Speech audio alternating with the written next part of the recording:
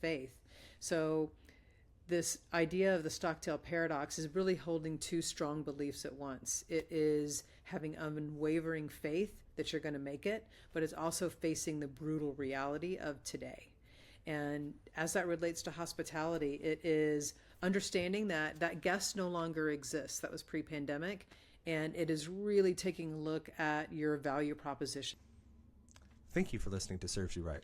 My name is Andrew, and if this is your first time tuning in, this show is all about hospitality. People that work in restaurants and bars, servers, bartenders. I've been in that world for the last 20 years, and I've done everything you can, made pretty much every mistake, and now I'm looking for people who've done it and done it well to try to share their stories, tricks, tactics with the world. On that note, today we have Kim Haasarud, former USBG, that's the United States Bartenders Guild, president, founder of Liquid Architecture, author of the 101 series, so 101 martinis, 101 margaritas, and unbelievably so much more. Me and Kim got to know each other when she was involved with Arizona Cocktail Week. I used to go out there in my youth and help them put on the show, batching cocktails in the past, and also competing in their competition, Last Slinger Standing. So we get to talk about all things USBG, what it takes to succeed in a competition, what to think about the state of hospitality post-COVID, and so much more. So thank you for listening, and without any further ado, this is Serves You Right. Kim Haasarud, thanks for joining us today on Serves You Right. Yeah, I'm excited. So I thought a little bit about how to introduce you, but I thought the best way might be to ask how you would introduce yourself. So let's say we're at a party, a cocktail party, and we're serving 101 cocktails, of course, and someone comes up to you and says, "What do you do?" What do you say back to them? It's it kind of depends on the context we're in, but at a party, I would say that I've worked in beverage innovation for like past 20 years and have been a mixologist and have worked on national accounts and hotels. But I think I kind of sit at the intersection of being a futurist and really being able to have perspective and seeing the future of hospitality.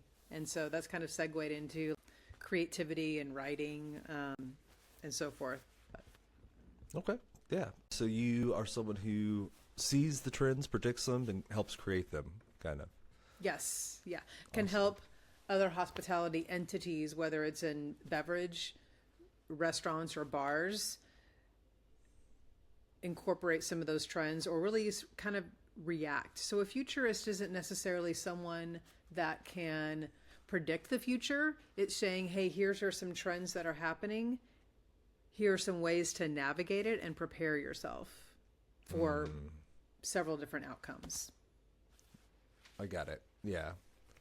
Because you're not necessarily predicting the future, but you're saying, hey, the line is going in this direction. If it continues, do this maybe, or that sort of thing. Yes. Yeah. Here are some things that can happen. So it's not the sky is falling. Here's the things that you need to do, but here's the things that you need to prepare for. Yeah. Yeah. And let's be honest, the sky is falling, but we'll get to that later. We'll get that. Yes. The Stockholm Syndrome and all the things you've written about. Yeah. So I know you from Arizona, and I don't think that you started there. So can you kind of walk us through your history and Sure. how you ended up there? So I have worked in hospitality pretty much since graduating high school. It's never really something I thought I would do as a career. I really wanted to initially work in the entertainment industry. So I had an opportunity to move to New York when I was 19, and I did. And discovered really quickly that I actually like behind the scenes and production versus front of the camera. And I did that for a little bit, but during that, I went to Fordham University. So I was going to school, worked in entertainment, and also bartended to help supplement my income. And I loved You're pretty bartending. bored most of the time. Didn't have much to do. Yeah. Yeah. So I bartended and I really loved it. And I worked for some great hospitality groups and I worked for some terrible ones. And I think New York City is a great place to learn a great work ethic and learn how to do things and how not to do things. So I was there for about 10 years. And, it's an interesting beast, hospitality. I have a distinction of working in Times Square, double shifts on New Year's Eve. Oh my God. So, yeah, I can only imagine. Yeah, so you can't imagine. So I understand what it's like to be 10 people deep, having to go in the walk-in and cry yourself out of it and pull yourself back up and go hit it again. You've got that's not it's not a sustainable way to want to have a career. So we've evolved a lot from that. But it could be pretty rough. But so in working in the entertainment industry, I got to go to the Sundance Film Festival and Toronto Film Festival and was exposed and moved some movie premieres and was always really blown away at how much money and resources were put towards the food and the decor and the lighting, everything, but the drinks were always an afterthought. And I had worked for a couple of hospitality groups that allowed me to be really creative behind the bar, and you could see what a difference that would make when you used fresh ingredients or when you really engaged with someone and knew about cocktails. And this was at a time when mixology was just starting to get popular, like in the late 90s. And going to these events, I knew that, gosh, if you just put a little bit of creativity, a little more effort into the drinks, of which every single person was holding some kind of a drink, you could really enhance someone's experience tenfold. So that was really the genesis. Yeah. Literally just swap out sweet and sour with fresh squeeze. Yes. The smallest thing, yeah. Yeah. Small things. So that was the genesis of me creating this consultancy, was really putting a lot more effort and focus on mixology. And so it was really event-based. So with my connections, I did some movie premieres, and I would hire an art director, and we would, for the Batman premiere, would make the bar look like a bat cave, and we had some really great cocktails there that were well balanced and fresh ingredients. And it also made the sponsors look really good, because they were just used to just dropping off product to sponsor something, but in being able to create something a little more unique and special, it drew a lot of attention. And so that was kind of how my consultancy started. Okay. And so that from was there. Oh, sorry. Yeah. You go first. Yeah. Oh, no. I was going to say, so from there, I had moved to Los Angeles, and so lived there for 10 years and built it. And got more into working with national accounts. Eventually I got on the radar of more liquor brands and started working with them directly, started working with hotel groups and national restaurant chains and helping them with menu engineering, LTOs. Spent a lot of my career doing that. Eventually was there in LA for 10 years, moved to Arizona. I've been here for about 12 years. We moved to Arizona because my husband's parents live here. It was still close to a national airport. We wanted to, we're having kids, wanted to settle down. Los Angeles is extremely expensive. It's hard to save. So Arizona was kind of a great in between. Sure. Yeah. It is so funny how your story mirrors so many people we've talked to here. Yeah, I think you are maybe the 10th person who at the beginning of their career was like, I'm going to do something in acting. Go to either the East Coast or the West Coast, and then realize, well, I'm trying to go to all these auditions, or maybe I'm working on this set, but what I'm doing consistently is hospitality, and I'm doing pretty well there. Maybe there's something there. Maybe there's a there. Yeah. Was this liquid architecture through the whole time?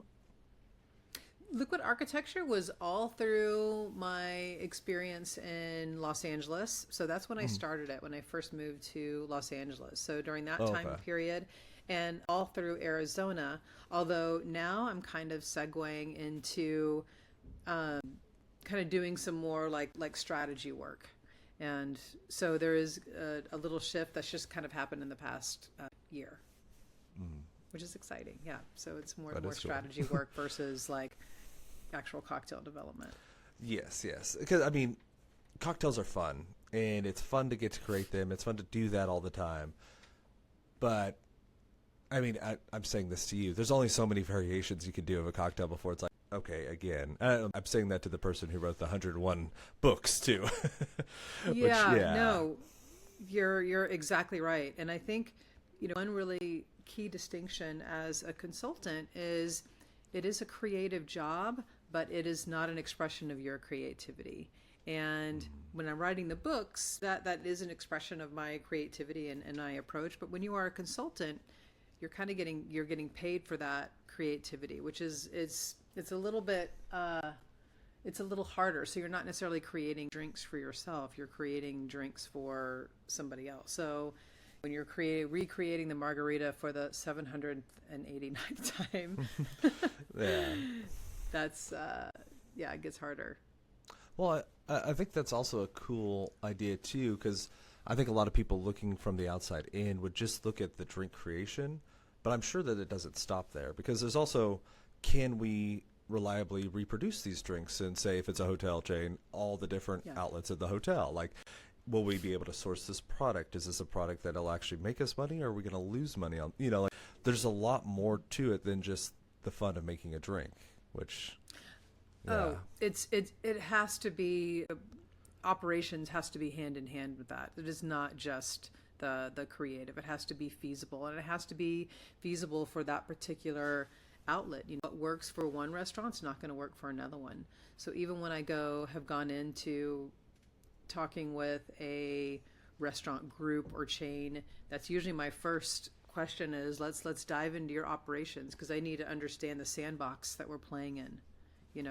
And I see it happen all the time, where these consultants, they've had this amazing award-winning bar, and then they go into, well, I'm going to just kind of repeat that, and can't repeat that on a large scale. And you have to be able to take a slice of humble pie and say, here's the little sandbox, and here are the little tools in this sandbox. This is what you have to work with. Create something amazing, which can be a really fun challenge. If you understand those guardrails, you could be like, right, what can we make in this sandbox? But that can be. This is not the concept to do pickled watermelon in. We're going to go sample, that sort of thing. I did want to touch on the books, because I was curious, one, how the books came about. And two, I wanted to discuss with you the content, because I have a feel from looking through them, and the martini one in particular I looked through earlier, and it seems like there's kind of a snobbery that can exist in the bar world about like, these drinks are classic, and like kind of looking down on the sweeter drinks. So you're like, no, but I like that you'd embrace the fact that, yes, martini is a cocktail, but in common parlance, a lot of people call anything in a martini glass a martini. Yeah. And so why fight it? Let's embrace it, So do you mind digging into the books a little? Sure. So the books came about, I had actually written a book proposal for an entirely different book in the early 2000s. I wanted to do, and what became popular are those, coffee table books with beautiful photographs. I wrote a proposal for a book called Dessert Martinis, and I wanted it to be these like really over-the-top, elaborate tiramisu martinis, s'mores martinis. The Cheesecake Factory, very jealous. Yes. I wanted to do these really over-the-top, beautiful dessert martinis that, when you went through it, just looked like really juicy photography. So anyway, I wrote this book proposal, and I pitched it out to a few different publishers and agents for about 6 months, and got quite a lot of rejections. But I heard back from one agent who said, so I'm not interested in the book that you want to write. However, I am looking for an author to take on a project that I'm working with a publisher called John Wiley and Sons, which is a huge publisher at the time, and they already have a deal with like the Crate and Barrels of the world, and they are looking for an author to write 101 series. So we're going to start with 3, so 101 margaritas, 101 martinis. Would this be a book that you'd be interested in writing? And I was like, yes. So I took on the project, and then 2 books turned to 8 over the next 10 years, which was really It's like you said, yes, that's 303 cocktails. Like, yeah. I think So that you was- dedicated to your husband, right? You said the best cocktail taster or something like that. Yeah. So my husband is, he is the ultimate taster. And I really got inspiration from the book, because I would go to the farmers markets, I would go to the produce markets, grocery store throughout the year, just find whatever was in season and fresh, and build a margarita around that, or build a martini around that. And so that's kind of how, because I think anybody could do it once you understand the formula. And so my husband you'd be in the shower, and I'd be like, hey, open the door. Hey, try this. Is it good? Is it balanced? It's kind of a dessert margarita, but you just give it a shot. See what happens. Yeah. Yeah. When I get really excited about something, I need answers right away. I need feedback. And so no matter what he was doing, where he was doing. So, and often sometimes he was in the shower. But Are so there he any was a drinks? Oh, sorry. Yeah. Are there any drinks from that period that you were like, I think this would work, but just didn't end up? Like, it just finally you thought about it and like, this doesn't make sense. Or yeah, there were quite a few of those, where I would go to the Asian market, and I really didn't know what exactly I was doing or what a lot of those ingredients were. So it was just a lot of experimentation. I think if I were to do that book again today, I would know how to incorporate those a little bit more, understand how to use umami and salts better in a cocktail. So there were a lot of things early on I was just kind of throwing and just trying to see, does this work? Does this not work? But yeah, I think now I've just gotten a little smarter about how to use ingredients. But to your point about the definition of a margarita or the definition of a martini and how that's expanded, I do think the martini has become it's been defined by the glassware. That, you can put anything, yeah, I mean, I have most of the drinks I would say in that book wouldn't be considered a classic martini, although I do pay homage to a lot of the classics, and I do have those in there too. But yeah, and the margarita too. I think I think I defined it as if you're using lime juice and you're using tequila, you can add a lot of other things in it to be a margarita. But yeah, no, and I mean, flavorize your typical consumer, and I mean even me, just like if I'm on vacation in Mexico and I have like a pomegranate margarita, if it has tequila and it has lime juice, who knows what else is in there, but I'm like, okay, this is a margarita. That is the nice thing about tequila. It's so distinctive that a lot of things could add that moniker, and it's like, okay, it takes tequila, it's margarita land. And I really it drives me crazy when mixologists get so rigid about how they define it, because the reality is mainstream America doesn't care. And as much as you try to put that stake in the ground, well, this is not a margarita, this is not a martini, we need to separate those, it's not going to happen. And so you need to at some point embrace what people want, embrace what people recognize. Yeah, I mean, Tito's and soda pays my bills, so like, you drink what you like. Yeah. That's awesome. How did you get involved with the USBG? So the USBG, so throughout my career, this started about 2005. I got involved with the USBG in Los Angeles. So the United States Bartenders Guild, it's interesting that in and of itself has gone through a really big evolution, just like cocktail and mixology have.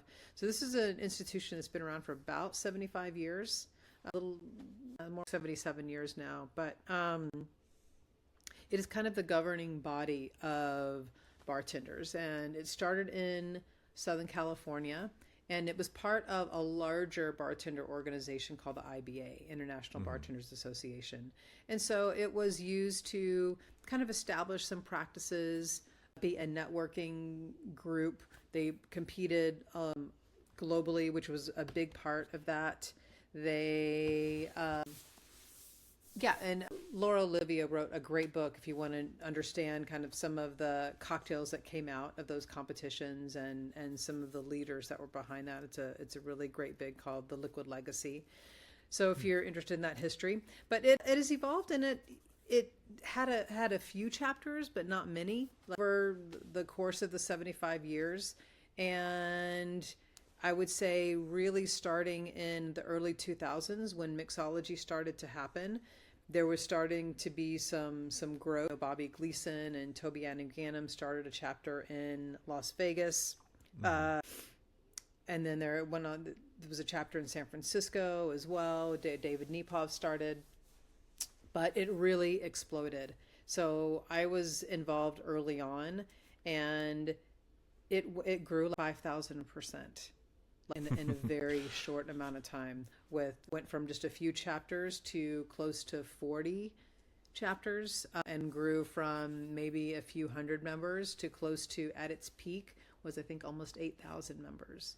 And being in a leadership role and kind of through that process over the years, there's been a lot of growing pains, and in a good way. We learned a lot. But so the USBG now is it's an organization. It's great. They have chapters all over the country there, and it's kind of moved what it used to be about the professionalism of the bartender and wanting to define that, but that's actually grown and expanded. Now it's about that, but it is also about community. It's about establishing community through education, through connection, through all of that. So I think, and advocacy. Advocacy is a new recent strategy that the Bartenders Guild has taken on, to advocate in states and nationally for rights. So, which I think is a great strategy. No, that is great. A lot of people that work hospitality don't have a voice in that sort of thing. So you kind of need a champion. And transparently, I'm asking you about this because I am helping to get the Omaha chapter going again. So there used to be a Lincoln and Omaha USBG chapter before I moved here, and apparently it disbanded. I don't really know why. I think it was lack of interest. And so I'm trying to get people excited again. I found one other leader to throw his name into the hat. So I just need one more to start I've got a lot of people that are interested, not a lot of people that want to be leadership. I'm sure you're smiling. You're like, yeah. So what is it like to be a leader in a chapter? I know you've done more than that, but. Yeah.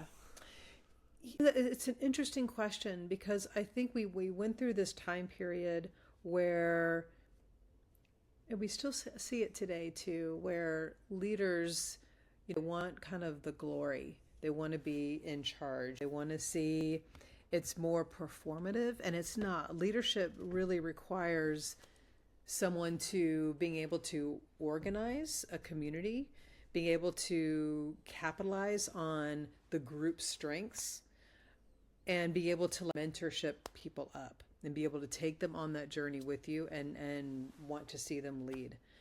Unfortunately, I think there have been a lot of leaders that really just want the attention or want and I think that's been a real hardship within the organization because we had leaders that were just really about themselves and self-promotion, and even the way our elections used to be was more about the most popular kids. We had to make a lot of changes to make sure that we got the right leaders in place. So I think now you wanting to start a chapter and you were finding people that just really want to see the community grow, I think that's the place that you need to come from.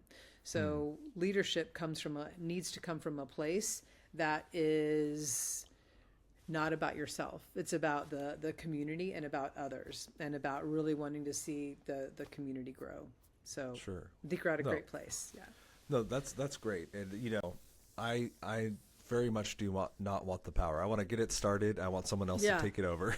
I just remember it was so useful and so much fun in New Mexico. It was great, and I learned a lot. And because I was around a city that had a USBG chapter when I was kind of in my formative years, and it did a lot for me. And like, you've been introducing me to people like Natalie and going to Arizona Cocktail Week. Like, a lot of that stuff that wouldn't have happened if we didn't have that sort of thing, that community. So Yes. yeah. Yeah.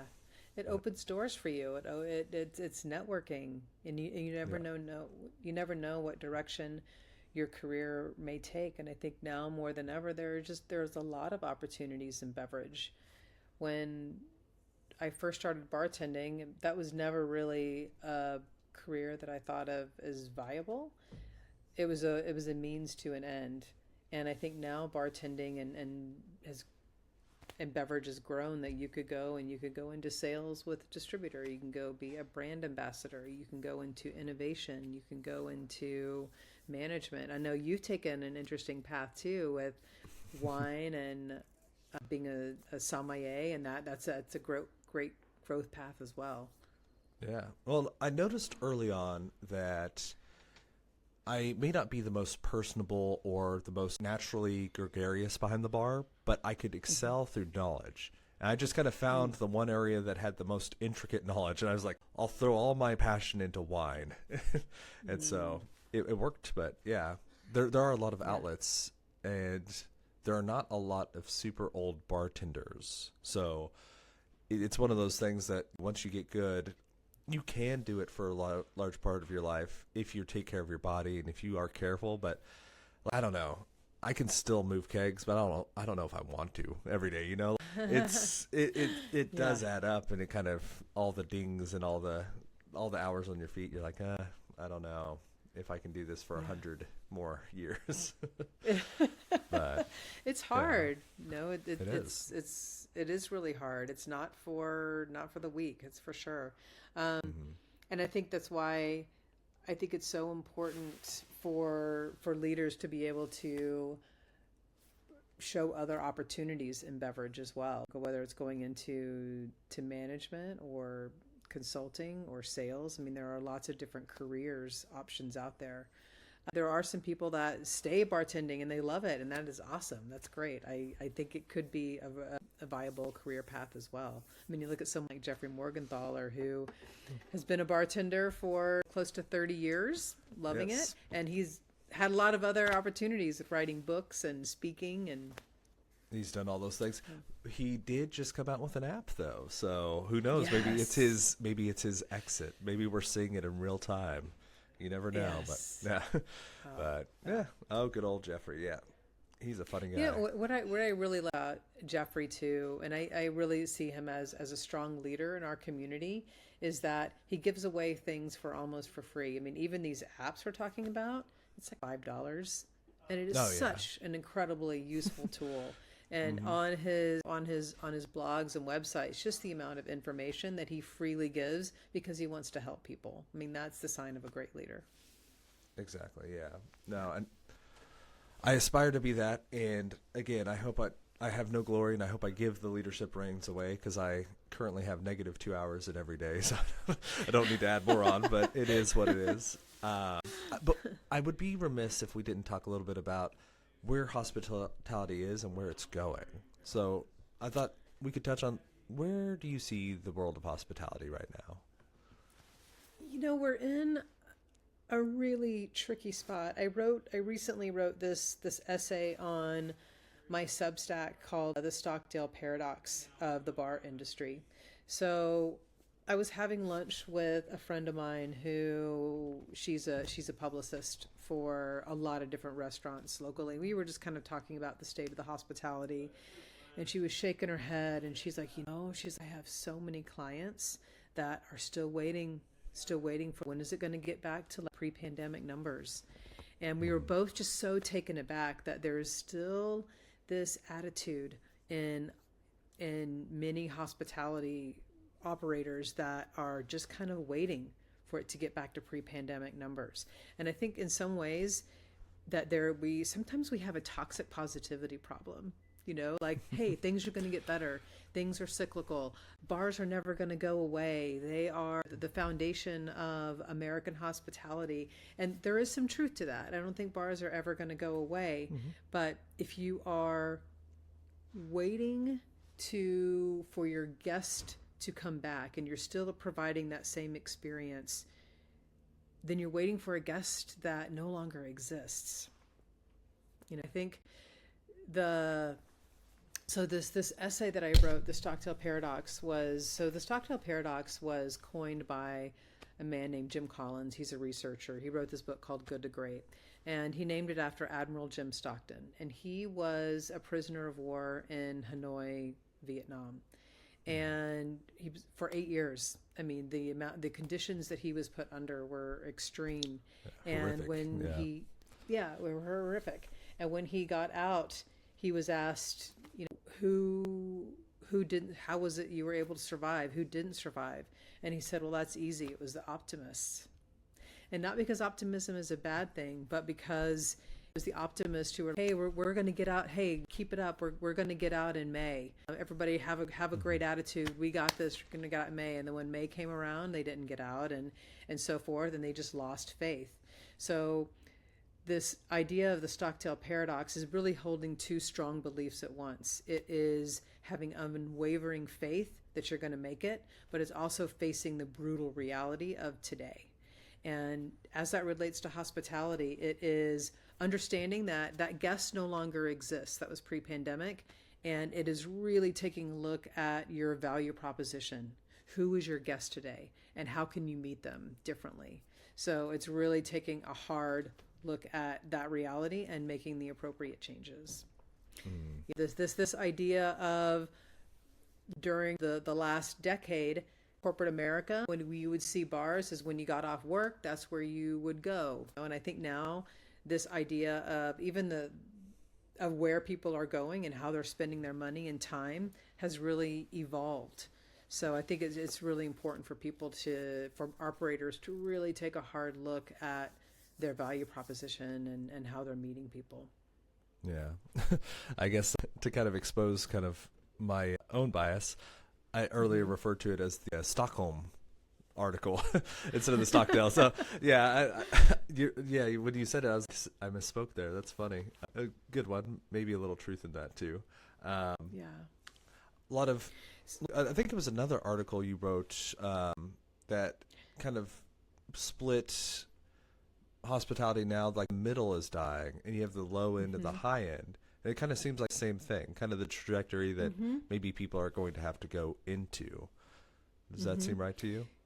Yeah, I think you can read a lot of articles on LinkedIn and they talk about the K economy. You're either doing really well or you're not doing well at all. And I think the economy is the number one, hands down, across all industries, is the number one the reason behind food and beverage decisions. So your guest that was there 5 years ago may be in a different place financially than they are now. So the way that I see a lot of successful operators navigating this is if they can offer people who are doing really well and reaching that guest. So perhaps you're a bar, maybe you want to offer exclusive experiences. People have a lot more options nowadays. So offering, expensive or exclusive experiences that are really unique and bespoke are great, are awesome. But then there's the other end where you really need to be value driven. You really need to understand. So I see the rise of the neighborhood bar, the rise of the dive bar. There's a place here in Phoenix called Sidewinder. James Beard, honored chef. It is a total dive bar, but it is meeting people where they want. So having, Frito, Cheeto, the Frito pie in the bag with like really great simple cocktails that are $5, $6, $7, and a great little meal for $8. Awesome. I really see that rise and the exclusivity. But if you're kind of in the middle, but people are trading up or they're trading down. So you even have a concept, Chili's, that maybe once you used to go to the expensive restaurants, but now you're going to Chili's. But man, they leaned into their value proposition. I mean, they have been up 20%. 20% for that kind of a chain is not a blip. I mean, that is a huge indicator of what's happening in the market. So I think it's just something that people need to pay attention to, and yeah, just really understand their value proposition and what they're offering.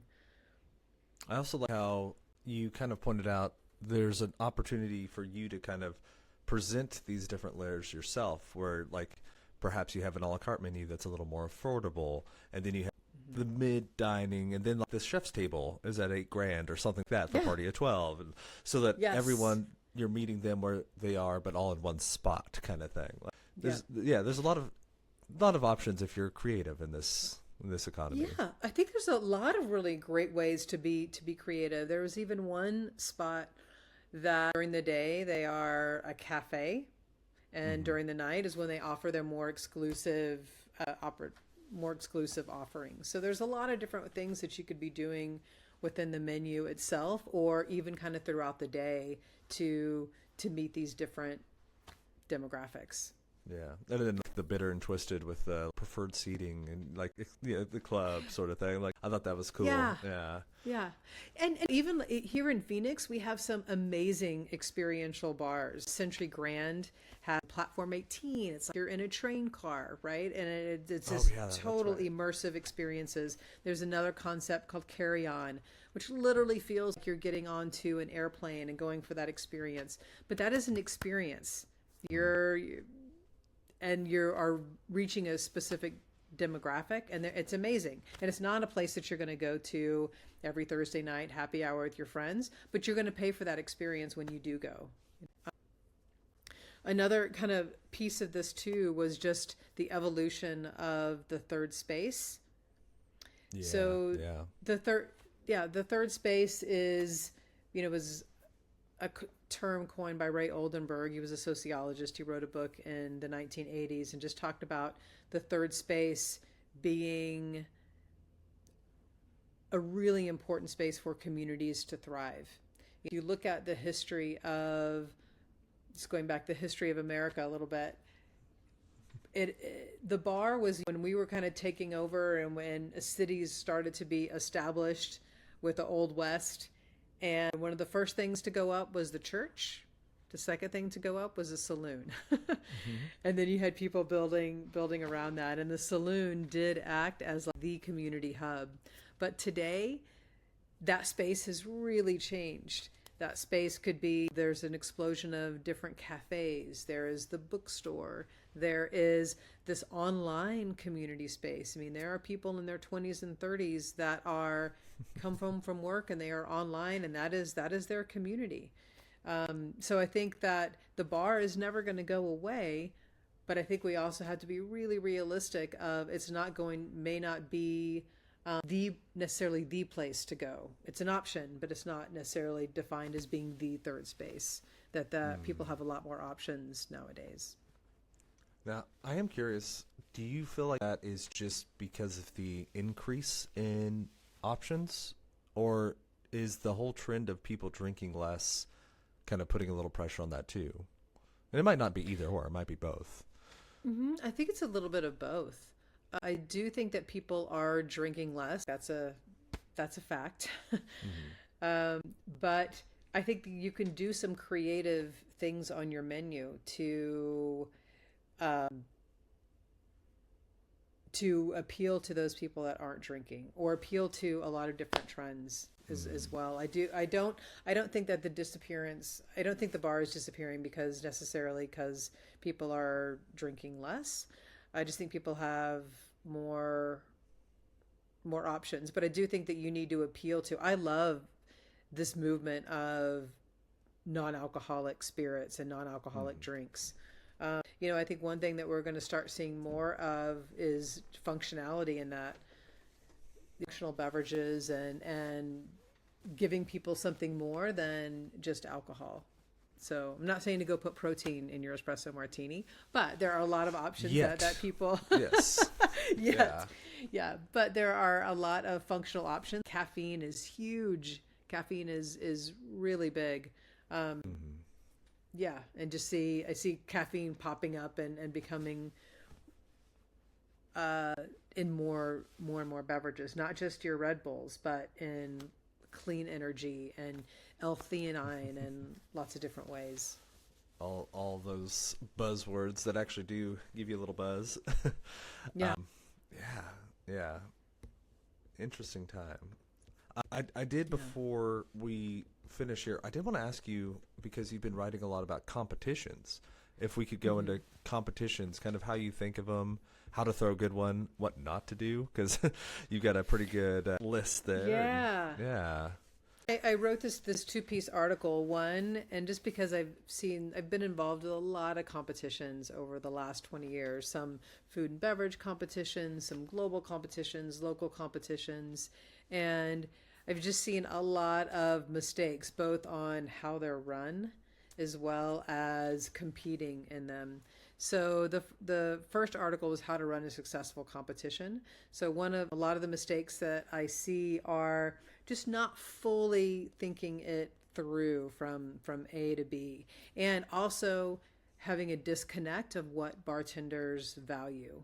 So, true story, I was working with this company once, or they wanted to work with me, and they wanted to kind of put together this competition, and we were going back and forth, and the PR person forwarded me this email, and I read through the thread, and at the very end, the CEO was on this thread and said, "Oh, just, throw the bartender a couple of, we'll put them on social media, and they'll be dying to work for us, because every bartender just wants media, and that's what they're motivated by." And I'm like, "Okay, that's not necessarily the case."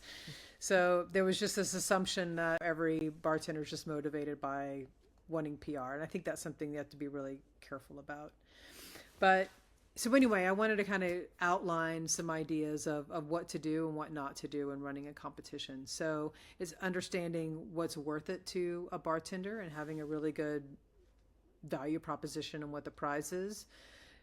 Really respecting and understanding how much time and effort they put into it, and potentially compensating them for that. So even giving them a little gift card to go pick up ingredients, wildly helpful. Also the judging process. Sometimes a lot of thought is not gone into who's judging. Sometimes they just pick judges at the last minute.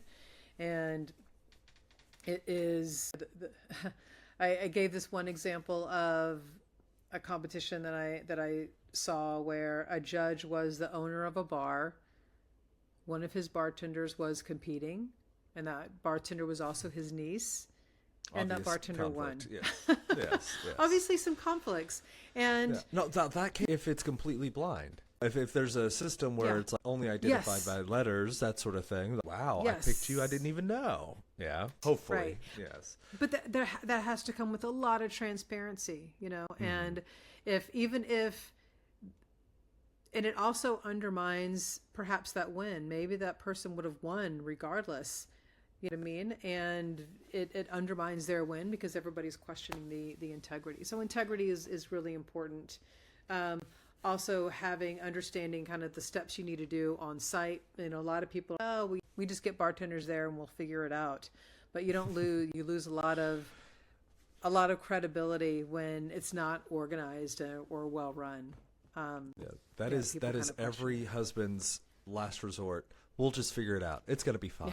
It doesn't work in a marriage. It doesn't work for a competition. It just never works. Yeah. And so on the flip side of that, so check out the article on Substack. If you're thinking about running in competition, I think they can be a great way for brands to get their products in bartenders' hands and using it. But I also think one big assumption, too, that brands make is, if we do this competition and a bartender uses it, it's going to get menu placement and the orders are going to pour in, where I think competitions are more about building relationships. It's a starting point. It's not the end point. Perfect. Because you never even know in the menu cycle where you are. So, that one Bacardi drink you make for this competition, then like 5 months later, it's like, I don't know. Yeah. If I wanted to enter a competition, do you have any good advice for someone listening? Like, I'm new to bartending. I've been reading. I've been trying to learn a little bit about mixology, but I'm nervous. Maybe it's my first competition. What would you say to them? I look at competitions as practice. Go in and try to compete in as many competitions as you can. Some are going to be bad, some are going to be good, but look at it as practice. You're gonna lose, and that's okay. You actually learn more from your failures than you do your wins. So go in it with that mindset as this is training. And what you're going to get out of it, for the sake of sounding a little cliche, is you get so much more out of the process than you do the win. You meet people, you learn what that's like in that kind of environment.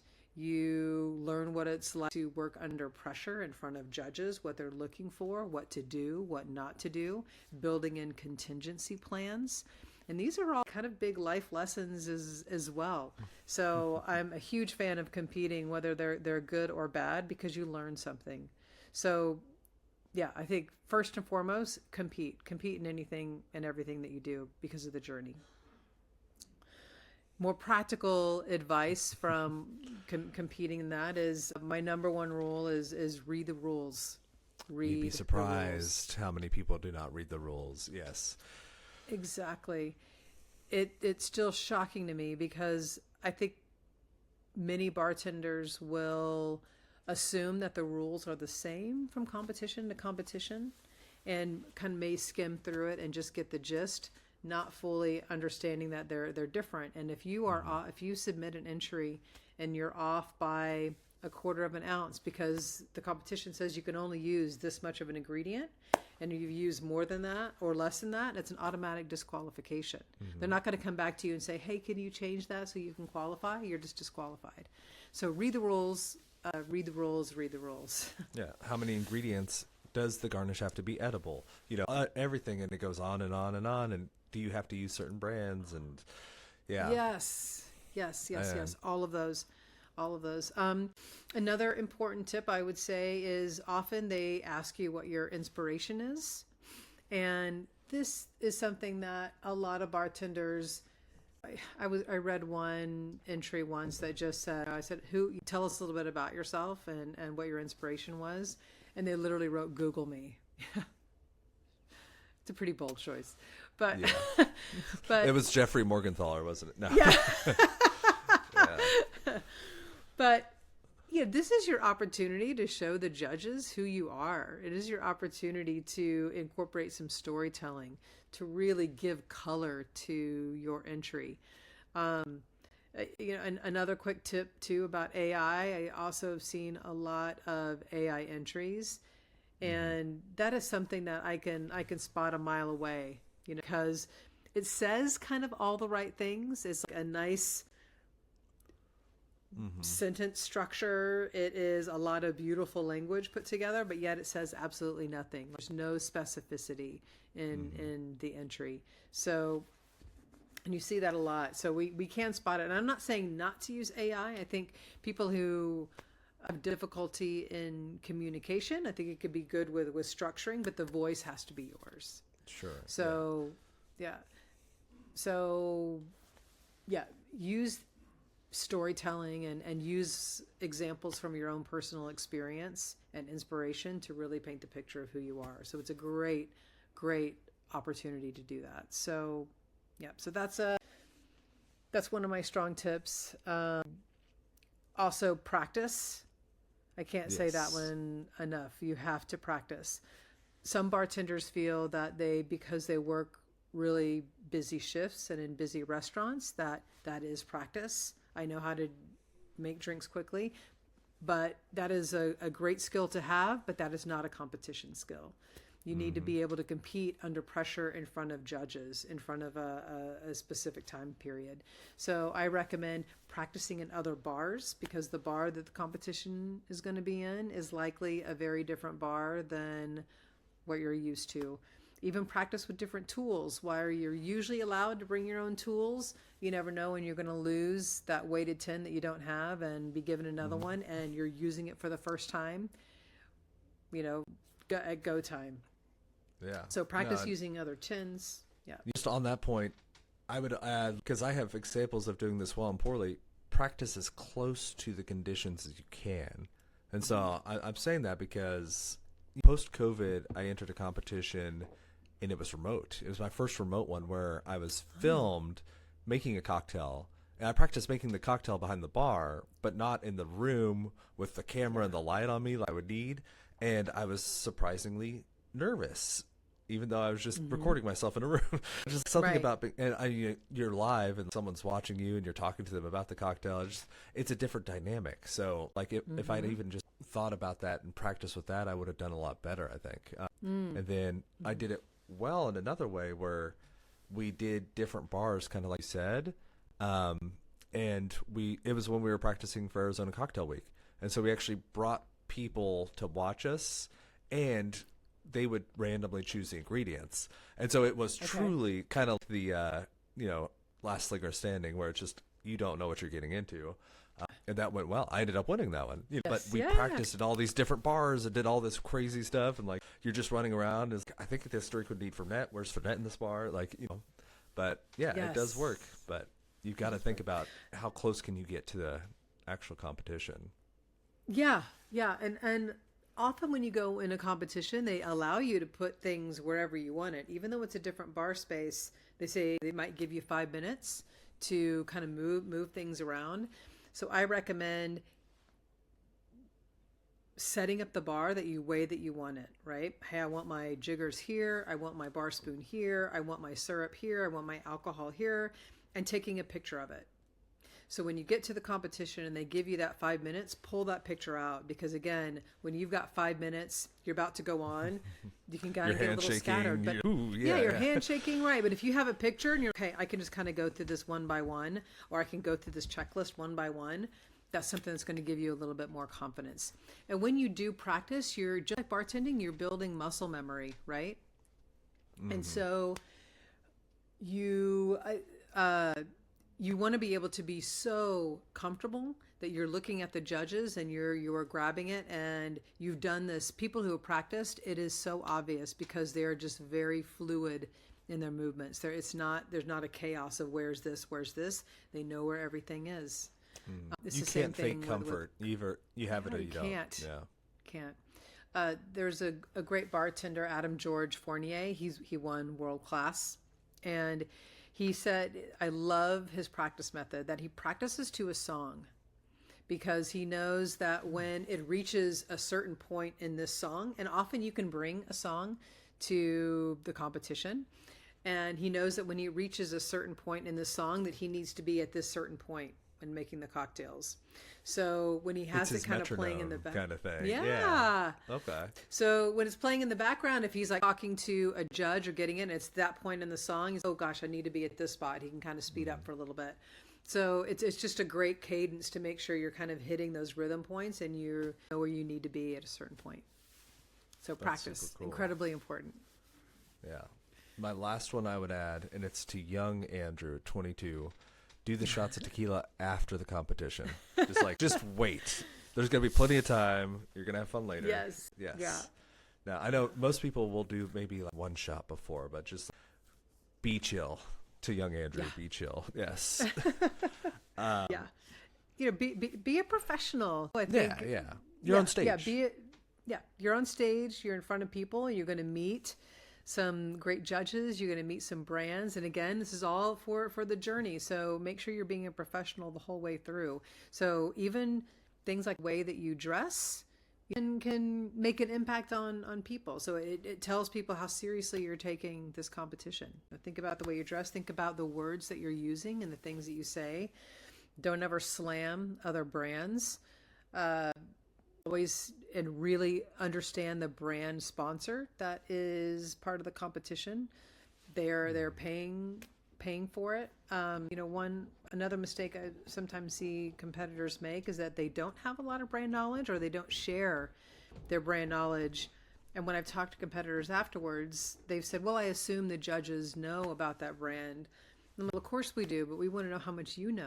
It's so pretend we know nothing. And I want to see that you understand the brand and how that's worked into the inspiration and the creation of your drink. Yeah, they're paying the bills, so yeah. Yeah, exactly. Yeah. I do want to ask, just because I had a big list of different things that we could talk about today. Is there anything that we haven't talked about that perhaps you wish we would? Anything we miss?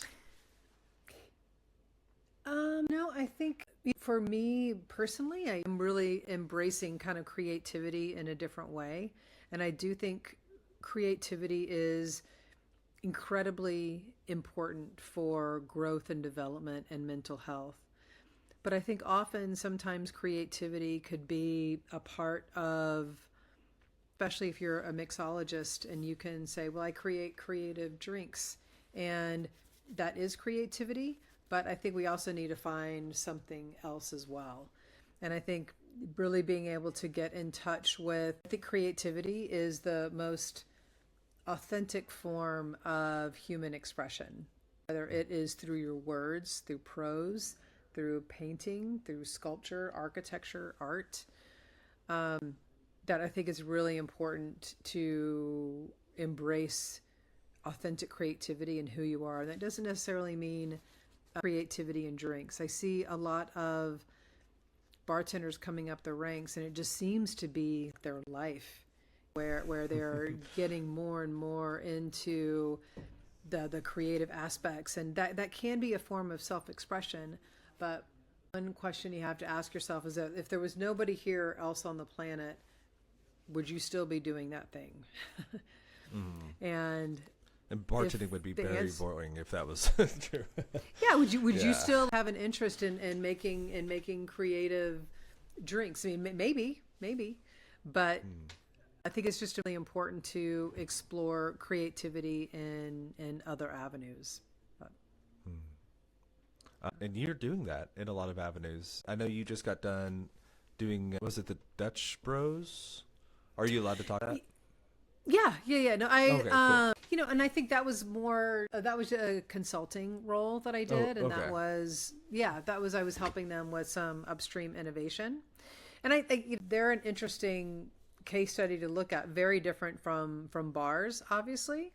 However, I think could be a good thing for bars to take a page out of, and that they're not about creating a drink that they're not about serving the best coffee in the world. They're not about serving the most well-crafted drink in the world. But man, the thing that they do have is culture. They've tied in. They know how to reach the culture of their audience. And that's also a great example of another third space for Gen Z. Yeah. I mean, people go and they wait in line for 20 minutes for an iced energy beverage. As I think about it too, as I think about it, that is probably more work than creativity. You said you were so enlivened by it that I thought, maybe that's. Yeah. Sure. But yeah, no, I've gotten into drawing and painting and maybe kind of incorporating that into my work, but I also just do it for me too. So you have to find some hobbies and other ways and to express yourself. So yeah, I just see it's such a big part of mental health, and I especially look it's happening in AI and how that is continuing to evolve. And I think there's going to be a time in the future when shitty art is going to be awesome. People that are just creating something that is really real. It's not it's this perfectly imperfect thing, but came from a person that created it, versus something that is more performative and something that was generated by a bot. Yeah. No, say what you will about my emails, good or bad. You can tell I wrote them because, they've got my voice. Again, good or bad, but yeah. It's awesome. Yeah. Well, I think AI can be a great tool. It's just it's about how you use it. Your voice, Yeah. I mean, the robots are coming for all of our jobs, but maybe not hospitality. That's going to be a while before they crack that one. That is very in-person, very non-data driven. Maybe providing for the food, providing for the structure, but it's going to be a while before I think people would be okay with taking an order from a robot taking your order. Yeah. Although McDonald's proved that kiosks work, so who knows? Yeah. It'll be interesting to see how it continues to evolve. But I think hospitality might be, to your point, a hard one to crack. Yes, AI. the downside is if it takes everyone else's jobs, it's going to be really hard to get a hospitality job. But that's sort of the future. If we're all fighting for just hospitality jobs. Kim, if someone was listening to this and loved what they heard about you, your work, and everything where could they go online to find out more about you? I would go visit my Substack page. It's just under Okay. my name, Kim Haasarud. Yeah, I would look for some more articles there, or on my LinkedIn profile too. That's kind of where I do most of my stuff. I am kind of in the process of putting another website up, which will have more information. But yeah, I've kind of taken a step back from liquid architecture just because it is, over the course of the last couple of decades, while mixology was really popular, I've kind of gotten known for doing drink development, and now I do so much more than that. So working on something that's a little bit more expansive. Yes. Well, it is a good thing that your experience and expertise has surpassed even even what you had for it. You're growing and growing beyond liquid architecture. It'll just be architecture next, but yeah. Awesome. Well, Kim, thank you for making a little bit of time in your morning to come and talk to us, and it was a pleasure to catch up after I think 10 years. So Yeah, it has been 10 years. Yeah. How are you liking Omaha? Omaha is sick, except for the weather occasionally. Okay. Great city, great place to move. We actually moved my wife's parents up here too, so they're a little closer. We could look after them and hang out with them. Great zoo, great food. But my God, -10 and blizzards, those are things that happen. And if you look at a map of Omaha, you look at a map of the U.S. with Nebraska, it is literally right in the center. It is the most continental of the continental climates. So, Oh, God. yeah. You get all of the extreme weather. I went tornadoes to, and, Yeah. I went to KU for a year, and I took a meteorology class. I really wanted to do like the storm chasers class, but they're saying that area right in the Midwest. I mean, you're getting the north fronts, the south. You're getting weather from everywhere, top, bottom, east, west, and so it is just really the most turbulent. Yeah. But even with that, I've lived in Texas, I've lived in Oklahoma, New Mexico. I've seen cities that are incapable of dealing with snow just because it infrequently falls. And here they are capable. There will be a blizzard, and I will go to work the next day because they plow the streets, they salt it, they sand it. It doesn't matter what happens. The next day, we are good to go. So that's a positive side. My car is covered in salt, but we can go to work. And all my shoes are ruined, but again, we can go to work. So it is what it is. How do you like overall community in Omaha, like the arts and the civics and So I have seen less of the art scene. There's one museum here called Jocelyn. We went, me and my wife, to go check it out. It was okay. It was free, which was really cool. The music and symphony and the shows they get in at the Orpheum Theater are awesome. Okay. Yeah, we've had some really great experiences there. Part of that is a couple of people I work with are really into that scene. And so we kind of have been going whenever they tell us to go. And that's a pretty good experience so far. Moulin Rouge, when it came through, was awesome. Yeah, they did a really good job with that. And then other than that, mostly what we do is go explore restaurants, different food and drinks throughout town. So yeah. Awesome. It's a cool scene. But awesome. I'm going to stop it there.